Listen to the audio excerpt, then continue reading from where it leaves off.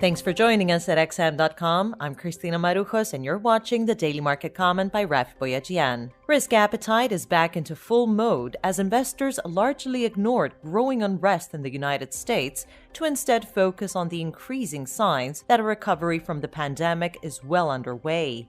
Investors also appeared to not be too concerned about the Trump administration's decision yesterday to investigate countries that are planning on taxing digital companies, which would mainly hurt U.S. tech giants such as Alphabet and Facebook. With U.S.-China tensions also still brewing in the background, equities have never looked so disconnected from the economic reality. Yet, as governments and central banks around the world are on standby to press the stimulus button, it shouldn't be too surprising for optimism to prevail. Economic data is also starting to support the notion that the worst is over, with China's services PMI rising above the expansionary 50 level in May and Eurozone services PMIs being revised up. Global stocks extended their gains on Wednesday, however the positive sentiment weighed on safe havens as the yen and franc stumbled and the US dollar nosedived. The dollar index slipped to a 12-week low as the euro and pound surged on the back of the rising hopes of recovery. Commodity-linked currencies were not excluded from the rally, with the Australian dollar soaring to 5-month highs.